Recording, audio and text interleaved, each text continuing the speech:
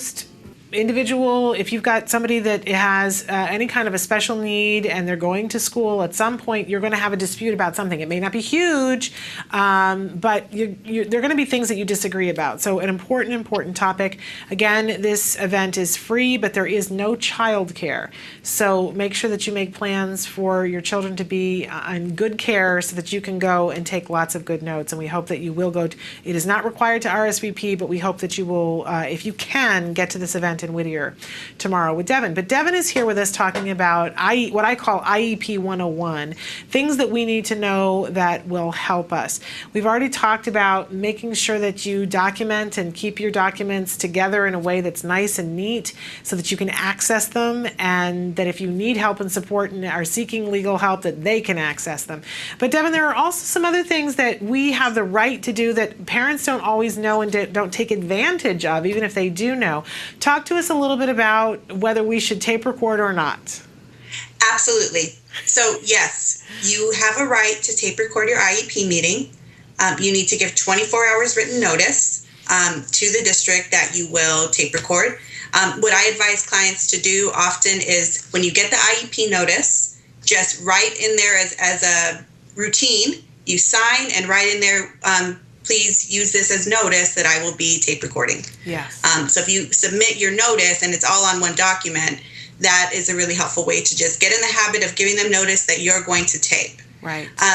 Taping is very important because oftentimes it will be the only way that you can prove a statement was made. Notes can sometimes get lost in translation, and you want that backup to assure that what is said is actually preserved in the record. And I just can't say it enough. We talk about it all the time on the show. And I was saying to Devon during the break that, it gets into IEP season, and invariably at least 5 parents will contact me and they'll say, you won't believe what got said at my IEP.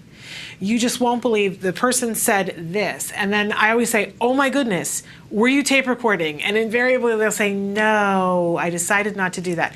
And my thing, it's double-sided for me that there are 2 reasons that I think that everybody should be recording, is that if you are recording, it ensures that everyone will behave in a way that is businesslike, or if they don't, then things are going to be won and lost on that. That there are things that get said in an IEP that if a tape recorder was running, they would not get said. And I want to be in an environment where people are not saying inappropriate things, personally, as a parent. Agreed.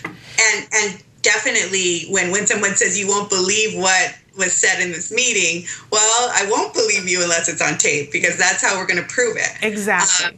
So it is very important that you tape. And frankly, you can tape off of it doesn't have to be expensive equipment. There's lots of apps that you can use on a smartphone.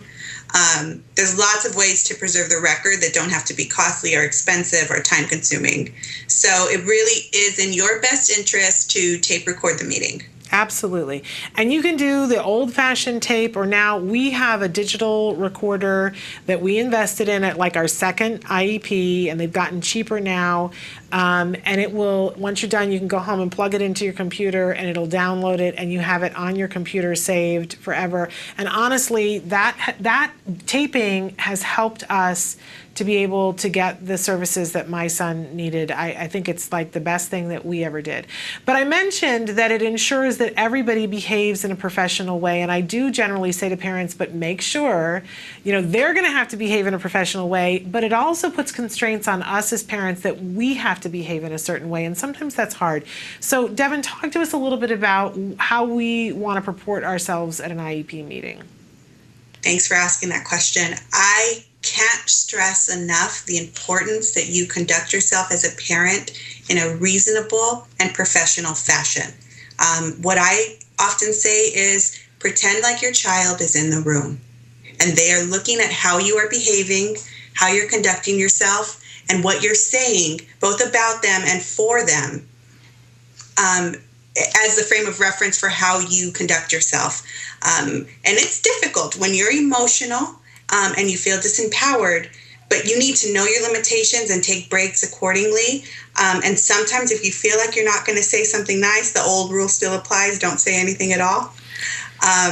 But I really I can't stress enough that sometimes it's more important that you behave reasonably than anything. If you are looked at as a problematic parent or someone that is difficult for reasons that are not related to the issue, but your behavior, it can complicate things to the point where you will start being counterproductive. Yeah.